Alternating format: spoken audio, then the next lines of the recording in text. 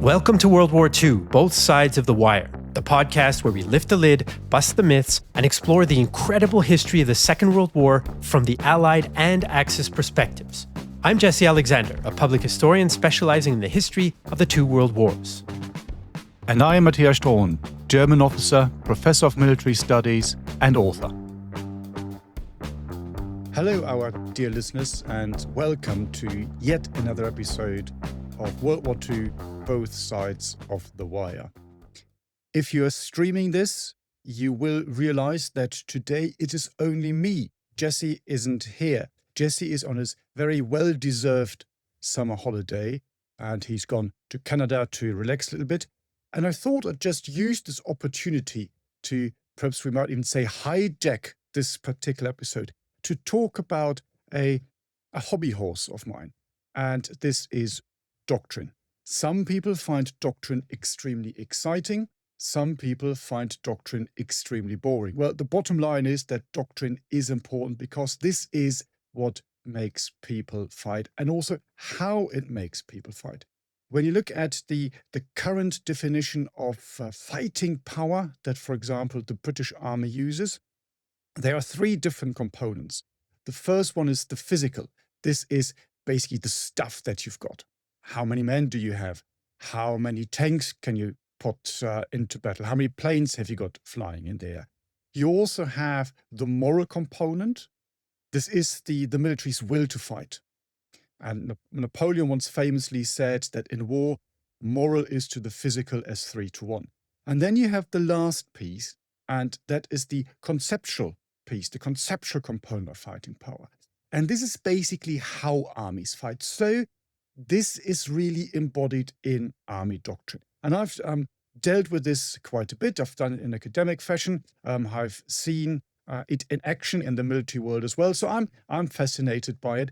And lucky me, we had a number of requests on our website from our members asking about doctrine in particular. And that, of course, again, is brilliant for me, about German army doctrine. How was it that the Germans could fight so well, lots of people would argue or say, particularly in the first half of the war, and outfight numerically larger armies. So if they're numerically weaker, you can already see the physical component is not the decisive factor. It can be moral or it can be conceptual.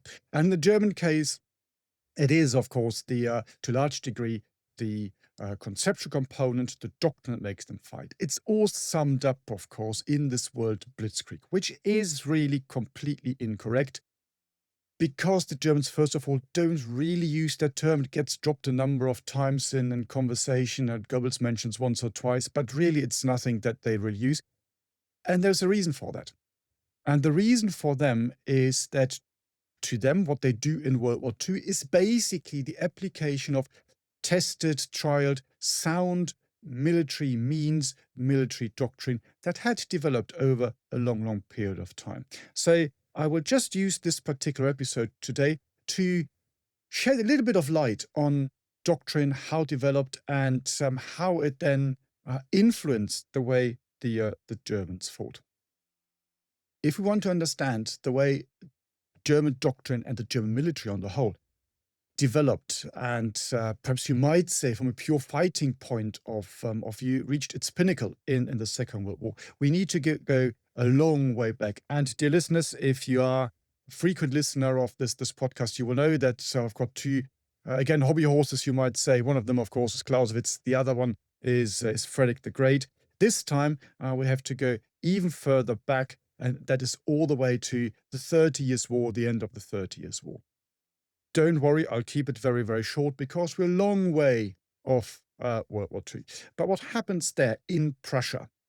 This is the important thing because Germany, obviously, as a country, doesn't exist up to 1871. Prussia itself is relatively weak. It's a small country. It doesn't have a very strong army at this particular stage. And basically, the Grand Elector, as he becomes called in the 17th century, realizes that if you want to survive as a state, you need to have a strong military, because at this stage, the Prussian territory had been invaded by numerous different countries, in particular during the 30 Years' War. So he builds up a strong army. That's the one thing. The other thing that is important coming out of this context, which then runs through all the way, you might say, to 1945, is this feeling that Prussia, or later on Germany, is surrounded by enemies or potential enemies.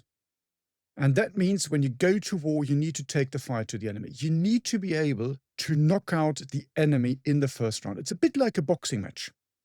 You're the lightweight, and you're up against, for argument's sake, a super heavy champion who's got, to move to the military realm, far more tanks, far more men, and what have you. So you need to go in there, defeat the enemy in round one. Go in there and knock them out. You know that if you're going to have to fight a long war, you're probably going to lose that one. The First World War is the perfect example. You might say the Second World War, in pure military terms, is another very good example. And these things shape German military thinking to a very large degree. And this also means that you find in German military doctrine and action a lot of aggression and aggressiveness. So it's always be aggressive, taking the fight to the enemy, always be on the attack. There is the famous saying that there are three things that are certain in life. That is tax, death, and the German counterattack. Whatever you do at the tactical level, at least, a German counterattack will come in. So these are the basic foundations.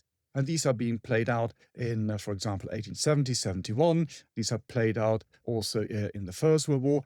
And the Germans think, looking at the doctrine, at the tactical and operational level, they say their tactics are fine, they are sound. They don't have to change everything. They just need to develop, they just need to evolve. And this is what they do in the interwar period. So that was, by my standards, a very short excursion to everything to the left of World War II.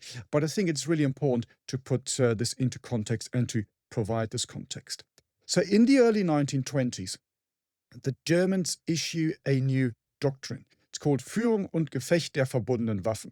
If you can spell this to me or say it just fluently, I will buy you a beer whenever I meet you.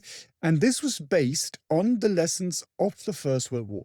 The Germans put a lot of emphasis on analyzing the lessons of the First World War. They form, in a good, you might say, Germanic fashion, lots of committees. They get the experts in from World War I. Bruchmüller, for example, for artillery. Leto Vorbeck looks at colonial warfare. And at the end of this very, very elaborate, very Germanic and deep process, they put together a new manual, this FUG as it becomes called, and this remains the manual for most of the Weimar Republic and the early years of the Nazi period. This is put together under a chap called Hans von Seeckt, who is the chief of the General Staff at that stage. I could bore you to death now because I wrote my master's thesis on Hans von Seeckt. He is quite prominent in my PhD as well, but I'm not going to bore you to death with this. The important thing here in that particular manual is, first of all, Seeckt says that because of the Versailles Treaty, the German army is very weak, it doesn't have any modern equipment. This should not stop the German army from thinking about how to use these modern means. He says this is really, really important. It's not really important that you don't have the stuff, it's important that you know how to use the stuff once you get it. And there are numerous accounts, and you might have seen some pictures, dear listeners, as well, of the German army on exercise in the 1920s, particularly when it comes to tank warfare and armored warfare, where they have these cardboard tanks. So cardboard structures put on cars, sometimes even just bicycles, and they cycle across the military training area, and this is supposed to be a tank. Sometimes they don't even have blanks for the machine gun, so they use rattles to make the noise. And there are interesting accounts, for example, from the American defense attaché, who's invited to watch these. And you can read them, they're available in the archives. And it's interesting, when you read them, you can actually see that he can't stop himself from laughing while he writes these reports about how silly all this is. And yet we shouldn't forget, this is the army that about 5-10 years later manages to conquer pretty much all of continental Europe. So there is something to be said about this conceptual piece, and make sure that you get the conceptual foundations, i.e. doctrine, right. If you don't do it, you can have the stronger army, but you're still going to lose. Perhaps one of the best examples, the campaign in the West in 1940, on which, of course, we've done an episode as well. And Siegt also says the doctrine or the manual that he's putting together is supposed to be for a much, much larger army. There's an interesting debate about what kind of army he wants. It would take us too far to go into this now. Really interesting, exciting, if you find these things exciting, because he said he wants a modern army, not a conscript army, but a small army of professionals that has no need for mobilization, because they're always ready to go, and you can just push them in and into war, into battle, and you can outmaneuver the enemy simply by doing that, because you can defeat an enemy army and a state before they can even mobilize. That is probably enough on that, because otherwise I get carried away. As I said, I've done a lot of research on Siegt and his ideas. Absolutely, absolutely fascinating. But it's a slightly different topic. And then we go into the early 1930s. And in the early 1930s, the Germans issue another manual, another doctrine. And this becomes their doctrine for the Second World War. It is interesting to see that the Germans do not have a proper joint doctrine that brings everything together. So the different services, and perhaps also even ideas of strategy in war. And what is it? How does the military relate to the political aims? This is something the Germans never do. One of the problems, you might say, they have in both world wars: good at the military level, appallingly bad at strategy. So that's why the Germans win battles but lose wars. Other nations do it the other way around. In the late 1930s, the Wehrmachtakademie, which is basically, you might say, like the Joint Staff College, sits down and wants to write something like this, so a joint doctrine. But this is then stopped because of the outbreak of the war. So all the services pretty much do their own thing. And the famous one, the one that everyone talks about if you're interested in this area, is the so-called Truppenführung. And that comes out in two parts. That comes out in 1933 and in 1934. So these are very early days in the timeline and in the run-up to World War II. So the parameters haven't really changed between the 1920s, when the FUG was published, and now when the Truppenführung is published. It is published in two parts, similar to the former FUG. And the first part, which comes out in 1933, deals with general aspects of war and warfare. And I'll talk you through some of them later on. So, for example, it's march, it's attack, it's pursuit, it's the defensive. Dear listeners, if you're streaming this and you see me looking down, this is where I've got my copy of the Truppenführung right in front of me now. So I can read from this, so I don't tell you any nonsense. It also talks, for example, about the cavalry. And then you have the second part, and this is interesting all in itself, because 1934, the Versailles Treaty, is still very much in existence. So the Germans don't have tanks, they don't have an air force. And yet, this is what part two talks about. It talks about armored combat vehicles. It talks about air forces. It talks about air defense units, communications, chemical warfare, smoke, obstacles, and other things. So again, very interesting, because they're looking forward. They're looking towards the future. They say, we can't have all this, we're not allowed to, but we have to stay intellectually engaged. And this is what the Germans do quite well in that period. There's a weekly which is called the Militärwochenblatt, and in that you find lots of debates on all sorts of things going on, not only in Germany, but all over the world with regards to military matters. For example, the development of tanks and tank warfare is discussed in this weekly journal.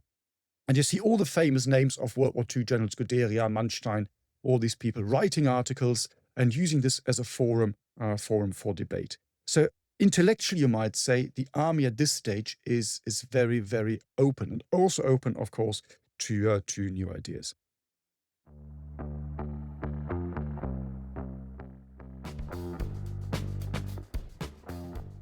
The first part of the Truppenführung, as I said, is published in 1933. At this stage, the chief of the general staff is a chap called von Hammerstein-Eckwart. Interesting character. Not a lot of people know a lot about him because he's kind of in this transition phase. The Nazis come to power, he's there, but then he disappears quite quickly because he resigns in 1934 because he's against the Nazi regime. So early on, he's also doing a little bit of plotting. He's very much anti-Nazi, so he's more or less ousted and decides to leave early on, and then quickly dies of throat cancer. An interesting man. probably best remembered by people who know something about him by his categories of staff officers, which I still use, and lots of people, particularly in the military, still know. If you don't, well, here's the tangent of the day, you might say, dear listeners. So he says there are 4 different categories, and they all have different characteristics. And he says 80 to 90% of the officer corps, he's only talking about officers here, he said they are basically, says, stupid and lazy. So these guys should never be given any important mission, never be entrusted with anything. They just do what they need to do, and this is it.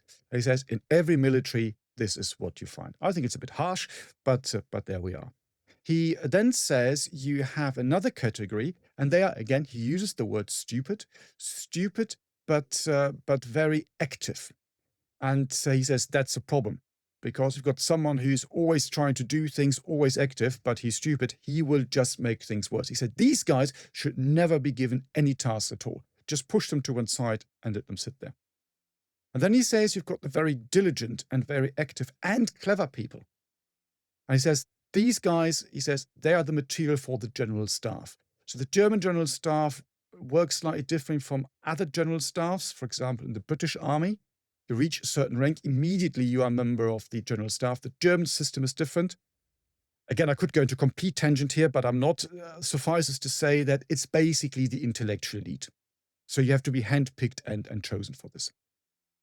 And then he says you've got to the 4th category, and he says these guys are the clever ones and the lazy ones. And he says these guys should be entrusted with the highest command. Now, there might be the explanation here because he went down in history as the laziest officer ever to wear German uniform. But of course, when he means lazy, he doesn't mean lazy. He means you're able to take a step back and think things through. I think that's very, very sound advice. Do this, think things through, and then jump into action. Take a decision and then follow through with it. I think one of the big problems all armies have and have always had is that people are always overly busy. Everything is always overheated. Everyone is always running around like a headless chicken. He says this is nonsense. We have to stop this. The second part is then issued in 1934 by Fritsch, who at that stage is in this position that Eckwart had previously. He's the man of the Blomberg-Fritsch crisis of 1938, where basically the head of the army is ousted by Hitler, is then brought back in, but his honor is destroyed. There is another interesting episode for a podcast, I guess. He then goes back into the army and basically makes sure that he gets killed during the Battle for Warsaw in September 1939. Maybe, again, that's enough on the background. You've got, of course, again, lots of people who play a role here. One who's very prominent in this is, in writing this doctrine, is Ludwig Beck. Ludwig Beck then becomes the chief of the general staff. He resigns in 1938. And then he plays a role again in the 20th of July plot when they try to kill Hitler. Of course, if you are a regular listener to our podcast, you know that we've made a number of episodes on the 20th of July plot and resistance to Hitler as well. So, where are we going to take this now? I mean, I could take you through all of the different chapters and tell you everything that goes on here, but I think that is probably not the best approach, not least because we'd be here forever. And you might also say it might get a bit boring after a while. So I am actually going to concentrate on the introduction.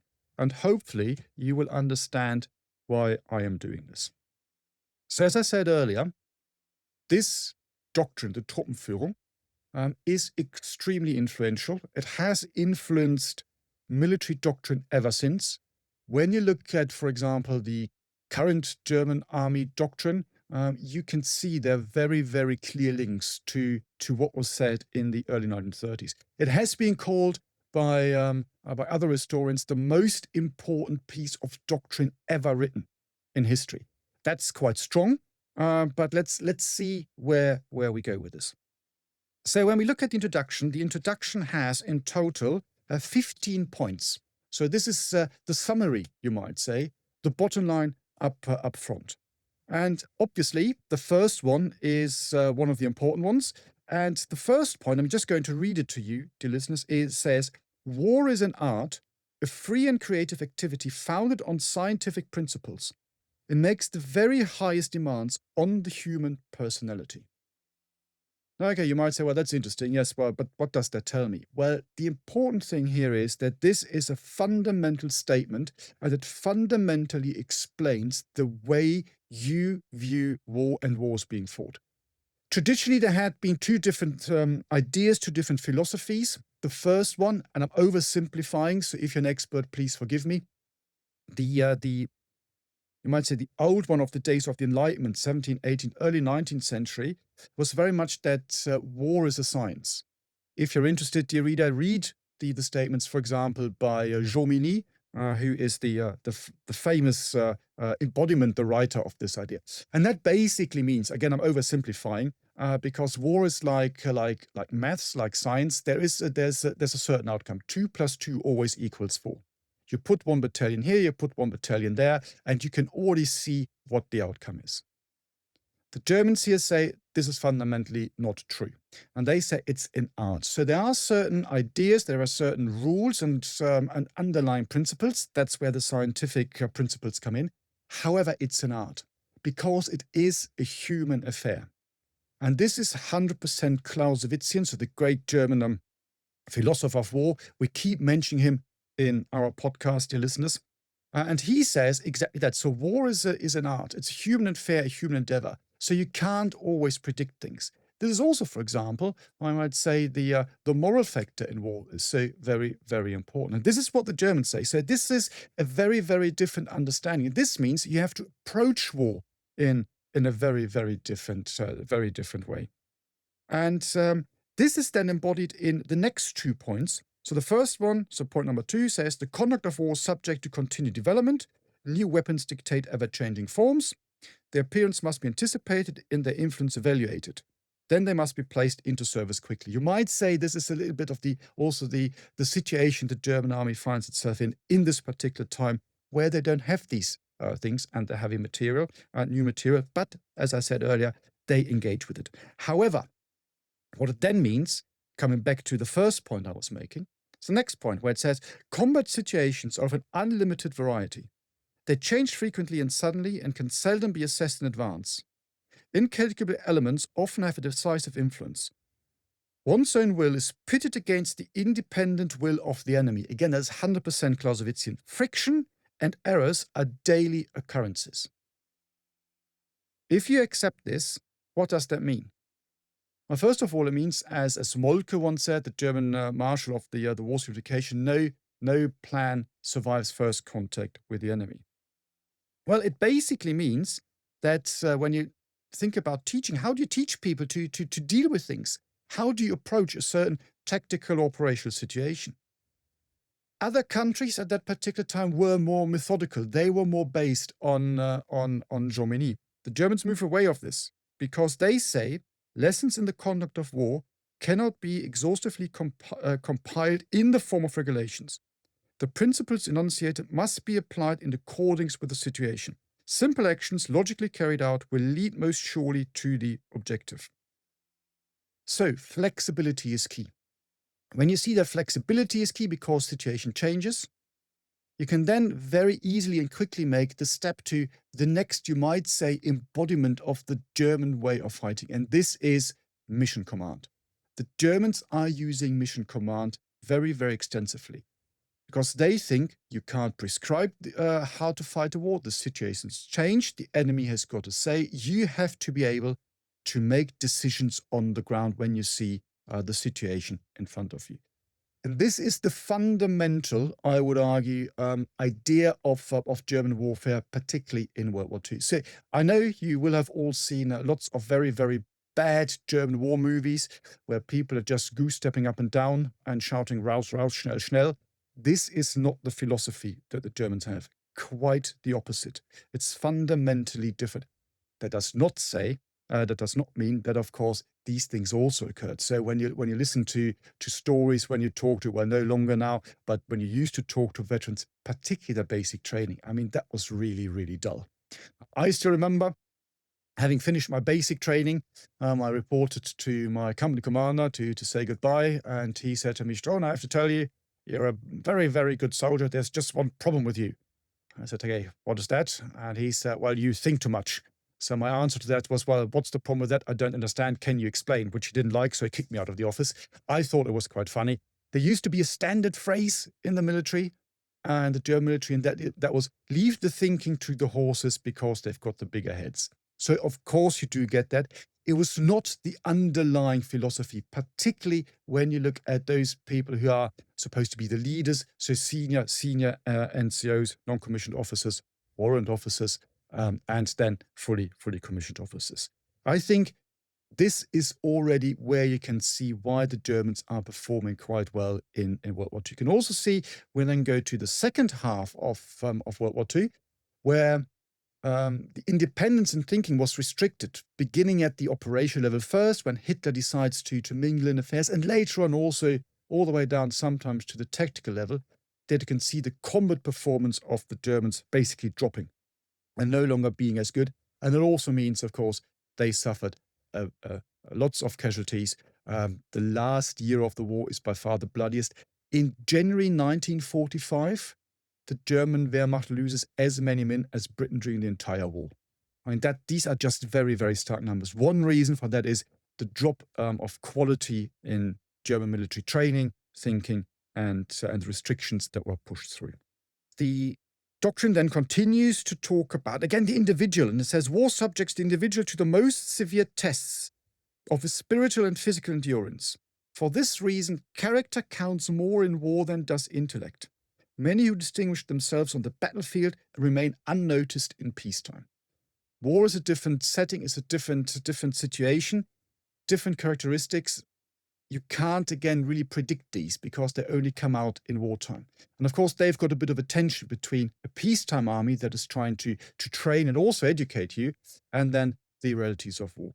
I think it also leads to another very interesting fact, and that is the fact that if you're, for example, a very good platoon commander or company commander, so junior commander, it does not mean that you're very, very good operational strategic commander. It requires different qualities. And you see it quite often in war that brilliant tactical leaders are very poor at doing higher formation and strategic actions. There are lots of examples. Some people have said Rommel was a very, very good tactician, not good at the operational level of war. I would argue Freyberg, the New Zealander, is a prime example. I mean, how Freyberg could lose Crete is still a miracle to me. His performance at Monte Cassino, for example, is, let's call it, debatable. Here we are. We did a podcast on Monte Cassino as well, so maybe we need to do one on Freyberg. It also points to the fact that then later stages during the war, the Germans actually changed the promotion system. It's no longer built around a length of service or something like this, but it is actually on the post that you hold. So if you take over company command as a senior warrant officer, you will be made an officer with the substantive rank. There is also an aspect of National Socialism in there because Hitler didn't trust the old elites, the conservative Prussian and other German elites that, of course, formed the core of the officer corps, particularly after the 20th of July. So I used this also as a means to push people out. But again, you can see the link here to let's call it the structural thinking, the philosophy, perhaps, of this particular doctrine we're talking about. It then says, the next one, point number 6, the command of an army and its subordinate units requires leaders capable of judgment with clear vision and foresight and the ability to make independent and decisive decisions and carry them out unwaveringly and positively. It then goes on. I'm not going to give you all the lengthy quote because it's a bit long. I already talked about this. I think that sums it up quite nicely. The next point is an interesting one. It talks about the relationship between officers and men. And it says, point number 7 of this list, an officer is in every sense a leader and a teacher. In addition to his knowledge of men and a sense of justice, he must be distinguished by superior knowledge and experience, by moral excellence, by self-discipline, and by high courage. Now, you might say all of these are attributes that you would expect from mainly an officer, because it's mainly directed at officers, of course, what we read here. So self-discipline, high courage goes without saying. Moral excellence, okay, that's fine. I think what's really interesting is the point about superior knowledge. And I would argue this applies in particular to junior officers. German way of officer training at that particular time and even today is very different from the training that you find in most other armies, where you join as an officer cadet, a military academy. You go there for a year or 2 or 3 or 4, depending on the country and the system. And then you're made a lieutenant and you're in command. I have seen it having worked at the military academy centers for the British Army. This is, of course, exactly how they do it. Has advantages, also has disadvantages. The big disadvantage is you join a unit, you're technically and officially in command. You have got potentially no idea of how these things are done in real life. You've been taught this in the academy, but that's all very theoretical. And you are not as good as the man. So it's a different, you might say, perhaps approach that you find. That you are in command because you went through an academy, and this in itself entitles you to be in command. The German system is very different, and you can see it here. The German system says you're in command because you've got all these attributes already mentioned, plus superior knowledge of man. In theory, this also applied to the junior officers. In reality, maybe not. In theory, it did. And this is still very much the way it's being done today. So when I had finished my my officer training, and I'm not going to bore you with all these details, I reported back to my my company, and the company commander took me to the armory. And he said, well, it's brilliant, you're not an officer, that's great. Look at this, we've stripped this machine gun for you. I want you to assemble this machine gun. And he stopped me, and he said, and now here's our weapons expert, he's going to do it as well. And of course, he was faster than me. And so the company commander said, see, you will only be taken seriously by him and the man if you're as good as him. So basically, continue to practice. I never got as good as the real expert, obviously, but you can see it is a slightly different philosophy that you find. It also means that you don't join an army, spend 1, 2, 3, 4 years with your peers and then join the army, but you are trained, you are educated within the army. So even as an officer cadet, you would do your basic training in a normal unit amongst people you would later command, because you get to know them. You would then rise the ranks. You start as basically as a private, and then you rise through the ranks. And only after a certain period of time, times changed a little bit, but roughly speaking, 3 years, you would then become an officer. Before that, you were basically treated as a non-commissioned officer. You had a different slide rank you still have today, so to show that you're an officer cadet, so to speak, but you were not an officer, which, for example, also meant, which is particularly important, of course, for British listeners, you were not allowed to enter the officers' mess. So these things show you that there is a very different philosophy that you find in this army. It's all about this thing about teacher being expert. You can only be a teacher and train and educate your man, mainly, of course, in military matters, but also something else, if you really are a master of your trade as well. And you don't just do it because you think it's a great idea, but of course it has an effect. And this is brought up in the next point, and this is number 8 of this list, which says the example and personal bearing on officers and other soldiers who are responsible for leadership has a decisive effect on the troops. The officer in the face of the enemy displays coolness, decisiveness, and courage, carries his troops with him. He also must win their affections and earn their trust through his understanding of their feelings, their way of thinking, and through his selfless care for them. Well, you might say that sounds very 2020, doesn't it? Well, it does really sounds a bit woke. But you get the idea. So only if you're part of this community, the fighting community, that's the term the Germans use, the Kampfgemeinschaft. That's a term that is still being used today, because you are part of one and you can only be as good as the weakest link. And how do you make sure that you can form this bond and form this trust? It says mutual trust is the surest foundation for discipline in times of need and danger. So in some units, and again, we talked about a long time ago, one of our previous very early episodes, which was about the SS. Well, I mentioned, for example, that in barracks you were not allowed to lock your wardrobe, your lockers. You weren't allowed to do this, because if you can't trust your comrades in peacetime, how can you trust them in battle?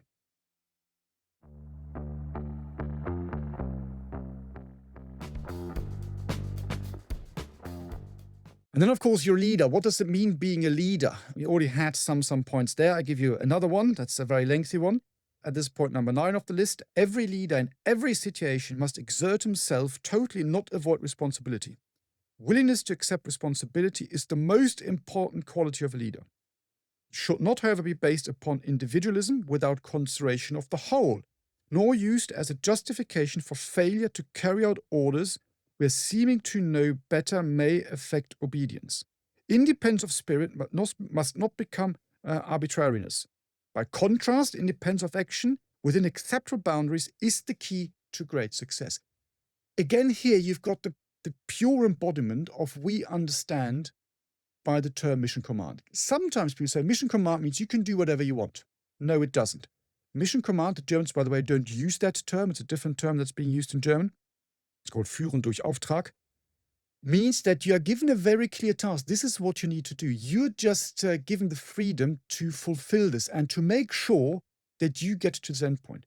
You can't just decide if you're tasked to advance and attack a position. Well, I can't really be bothered to do this. I'm going to Berlin instead for a week. That's not really a mission command. So it's very, very, very different. And linked to this again is this deep understanding. You can only really do this if you understand the military situation, if you understand the enemy, if you understand your own man.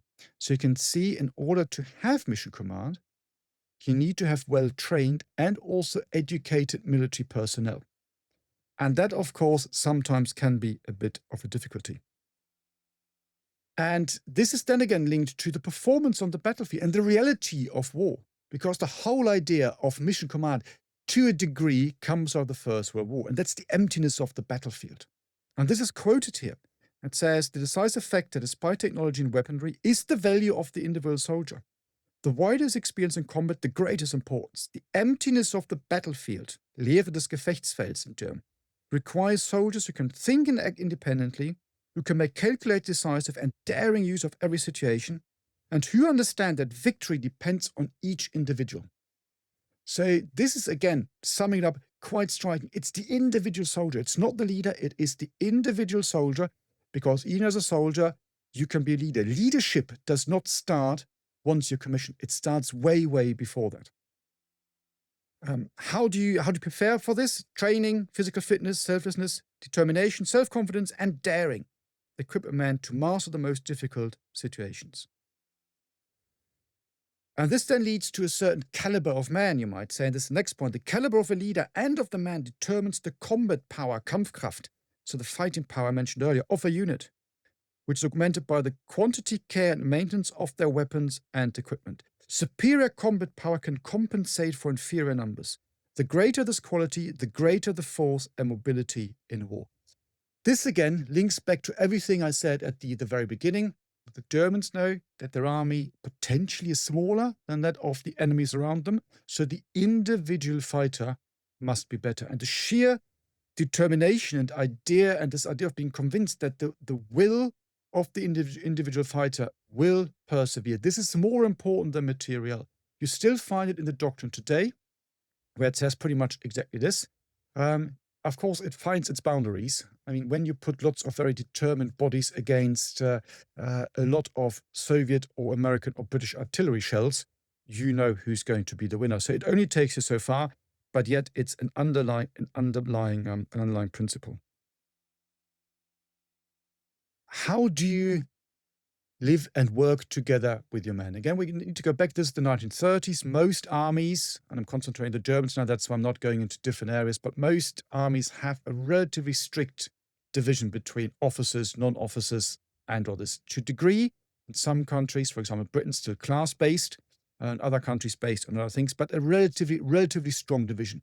You could already see by the points I made that, in theory at least, this was not really what the German army wanted. Now, you might say, of course, well, you've got National Socialism here, 1933, 1934, and there is an aspect of this. And we tend to forget the term socialism, the second part of this particular word. However, it wasn't just this. This is the embodiment of lessons learned in war and peacetime before, and really distilled everything down. So how do you operate amongst your men? So the doctrine says, leader must live with their troops and share in their dangers and deprivations, their joys and sorrows. Only thus can they acquire first-hand knowledge of the combat capabilities and needs of their soldiers. Be close to your man. All this, what I'm telling you here, is now the mantra of each and every Western army. I personally would argue, even in World War II, this did not really apply to most of the enemies of Germany. Again, one of the main reasons why the Germans were quite successful on the field of battle, because the important thing is when you go to war is everything is relative. Coming back to Clausewitz, it's a war is a duel on a grand scale. It's like these two boxes in a ring. If you don't have to be perfect, as long as you're better than the opponent, you will probably win. The doctrine continues. The individual is a part of the whole and is not only responsible for himself alone, but also for his comrades. He who is capable of more than the others, who can achieve more, must guide and lead the inexperienced and the weak. Out of such foundations grows genuine comradeship, which is as important between the leaders and the men as it is among the men themselves. Again, making this point. It's another thing here that's interesting, and I think I might have talked about this in a previous podcast, so dear listeners, please forgive me if I'm repeating myself. It's this idea about comradeship. I know this term in the English-speaking world doesn't really mean an awful lot. It's not as strong, quite often used in a political context as well. I know that at least in the British Army, people call themselves colleagues. This is completely out of the question in the German military. I did that once in basic training, at which point I was slapped over the head and said, this is not a building site. We are not colleagues, we are comrades. And in German, this term Kamerad is a very, very strong and deep term, and it sums up everything I've just said about this relationship. So it goes across rank boundaries. It's you're part of the bigger piece, the whole army, all of the army and every individual within it, fighting, working towards the, whatever you want to call it, the greater good, the aim, whatever it is. So in German, even today, Kamerad is a very, very strong term. The translation doesn't really work. In German, this sums up everything I've said very, very nicely. And then, of course, what is important? Important is training. And of course, you're now looking at an army that had time to train, because the German army is an army that is not on operations. You might say one of the advantages the German army has in the interwar period on the way leading up to World War II, it's not at war.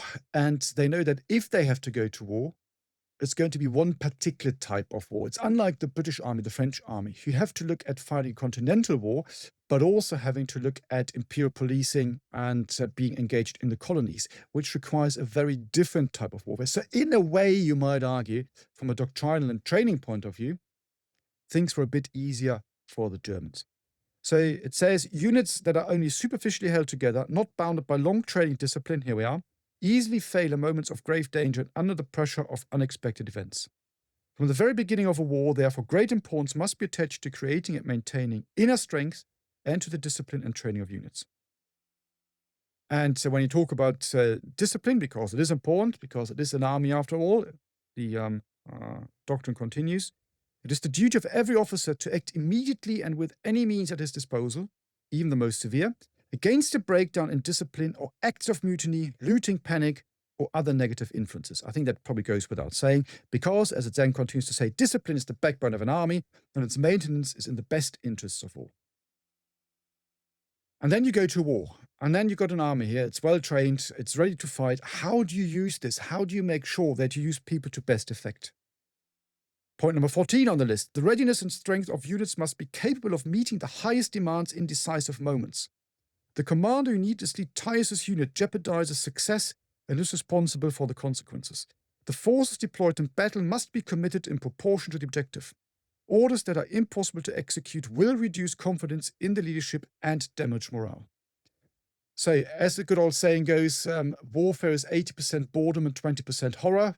When you are in this boredom phase, so to speak, make sure that you don't tire your men out. When it comes to the decisive point, when the quality of the man and everything is of utmost importance, this is where you need to be strong.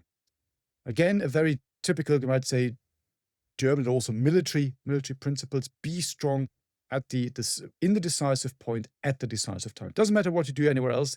Once you've identified the enemy's center of gravity, that's basically the weakness that you need to hit. This is where you need to hit. You do that well. Everything else is irrelevant. Hindenburg, the field marshal of the First World War, once famously said, an operation without Schwerpunkt, so point of main effort, which is directed at the enemy's center of gravity. An operation without one of these Schwerpunkts is like a man without character. And my good old friend, Frederick the Great, he once said in the 18th century, he who wants to defend everything defends nothing. Make sure you concentrate on the important things and then be strong and ready to go. This is basically what it means. And then it says, every man from the youngest soldier upward must be required at all times in all situations to commit his whole mental, spiritual, and physical strength. Only in this way will the full force of a unit be brought to bear in decisive action, as I just explained. Only thus will men develop who will, in the hour of danger, maintain their courage and decisiveness and carry their weaker comrades with them to achieve deeds of daring. And now you've got the last sentence, and as always when it comes to these things, the first and the last sentence are normally the most important ones. And the last sentence is actually emphasized also in the original. And the last sentence reads, the first criterion in war remains decisive action. Everyone, from the highest commander down to the youngest soldier, must constantly be aware that inaction and neglect incriminate him more severely than any error in the choice of means. Now, this is an interesting one, so let's unpack that for a minute or two. So decisive action, okay, you need to act. That is, you might say, it's a given, because when you act, you are in the driving seat. You dictate what you want to achieve, and the enemy can only then react. So you have got the initiative, and this is what you want. Because if you have the initiative, you could also, for example, have, again, smaller numbers, but you know where you want to use them in the decisive moment, at the decisive point, and this is where you can then have the strength that you need. So decisiveness is absolutely essential. It also means if you do something, even though you think, well, this is not 100% perfect, there is no perfect solution. 80% solutions are normally good enough in military life because getting to the last 20% takes too long. And also, again, come back to this idea that war is a boxing match. So you can have a perfect plan, but the enemy's got a plan as well. So the plans then fall apart. So what you need to do is you need to be able to act quicker and faster than the enemy. And in the English-speaking world, this is known as the OODA loop or the Boyd cycle. And that basically means that you do exactly that. You're able to outthink, to outwit, and then outmaneuver the enemy. So basically, OODA loop stands for orient. So where are we? What's going on? Observe what is happening on the battlefield. Decide and then act. And this is a constant thing. It doesn't stop once you've done it. It's a constant wheel. It's always turning all the time, at the tactical level, the operation level, and also at the strategic level. And if you're faster than the enemy, you can outmaneuver the enemy. And even though the enemy might have more men, more materiel, you might still be able to win the battle. And again, this of course comes back to this German understanding of warfare, that you need to be better, you need to be faster than the enemy, and then you can win. And here you also have another, you might say, foundation of what we now know as blitzkrieg. When you look at what the Germans are trying to do with the implementation of this doctrine, when you go to war, yes, you're aggressive, yes, got aggressive spirit, you try to outmaneuver the enemy, try to defeat the enemy, not destroy, which basically means just render them useless so they can't fight anymore. You don't have to kill everybody. And that means, for example, it's of utmost importance to take out communication centers, headquarters. Because if you paralyze these, which is basically like you might say the brains of the army's body, the limbs become useless. This works reasonably well in some of the early stages, doesn't work so well in the later stages of the war. And of course, this is not the right place to talk through all the different campaigns, but I think you get the idea. It's an extremely broad brush, because even in the early stages, things don't always go that well for the Germans. If you look at the German after-action report from the campaign in Poland, they're quite damning about their own performance. So this really is the important bit. Be active, outmaneuver the enemy, just puzzle the enemy. That's really important. There's a saying which is still being used in the German military today. So you make a decision, and it turns out it's the wrong decision, and you can't change it, you just keep going. And the term is, I translate freely, if you go into the word then starts with an S, do it with a hurrah. So go in all guns blazing, because even though, the situation might not be brilliant, you might still be able to swing it, because the enemy might just be so confused, the enemy might make a wrong decision. Which, of course, the flip side of this is if you rush into a bad situation to make it even worse, well, you can see what the consequences of this might be as well. But this is interesting because it really shows that action is the most important matter. So if you don't act, this is the worst thing you can do. Do whatever you want to do, based hopefully on a sound assessment, based on your training and your education of the military situation, and then act and do it. And when you look at these points, I think you get a good understanding of, as I said, the way the Germans fight. I'm looking at this, I've got about 50 minutes in, say maybe just one or two words very briefly then on this, how this manifests itself and this whole blitzkrieg thing. I keep it very short because I also did a clip on this for our war room, for all of you who've signed up and are members of our august community. You can listen to it there. So if you're interested, well, make sure that you sign up and become part of our community. So all this is, you might say, not fundamentally new. This is the embodiment of the lessons learned of a long, long history of warfare. The one thing that is different when you look at a blitzkrieg is the jointness, because in particular now got air, and it's the combustion engine, because things happen quicker and much faster on the battlefield. And that means if you've got all this and you do all this well that I just talked about, you are able to get into the enemy's OODA loop. You're able to outthink the enemy because you are better trained. You can perform better with your men. You can expect more because there's the trust. All these things. That means you can act even faster on the battlefield. And that means you're getting constantly ahead of the decision-making cycle, the OODA loop, and you're then able to outmaneuver more than anything else, really, the enemy. I'll leave it at that because, as I said before, there is a piece on that in our, as we call it, the war room. As you might be able to tell, it's a bit of a hobby horse. I like looking at doctrine. I like understanding what it tells you. So I think it's not just pure military stuff, because if it's done well, as I think it is done here, it moves away from the pure military and it starts to look at bigger aspects and wider aspects. And this is, for example, the aspects of society. Because to a degree, an army is the embodiment of the society the soldiers stem from. Because an army does not exist in a vacuum. And I think this is done very, very nicely here. So it's really, really a good and a very strong piece. And this is why, as I said before, it has been called by other historians the most influential and most important doctrine ever written in the history of warfare. Not quite sure if that's true, but it is a very, very important piece. And it is the foundation of the German, in particular, army successes in the first half of the Second World War. I think I'll leave it at that because I know that doctrine can be quite heavy. Say you might have a bit to process, perhaps. If you find this interesting, if you have any questions about anything I said, let us know. Go onto our website. As I already said, well, become a member of our community. So we engage with our members in the war room and on our platform. Ask more questions there. If you think this is interesting and we should do another episode on other nations, on how other nations fight, the Russians, for example, the Soviets, I should say, it's an absolutely fascinating case. Britain, France, also very, very different in the way they do things. So all very kind of national characteristics being played out here. Do let us know. We put it all on the list and then we'll have a stab at that in a later episode. Thank you very much for listening. And I promise that next time, Jesse will be with us again and you'll get the full format and the full brunt of the two of us. Until then, goodbye. You've been listening to World War II, Both Sides of the Wire, a Battle Guide production. To support the creation of future episodes, consider joining our dedicated supporter community, where you can enjoy exclusive benefits and connect with like-minded individuals. For more information, please see the show notes, and if you appreciated this episode, please leave a review on your chosen podcast platform. Thank you for listening. Because the whole idea of this, sorry, Linus, cut that out because I've lost my train of thought now.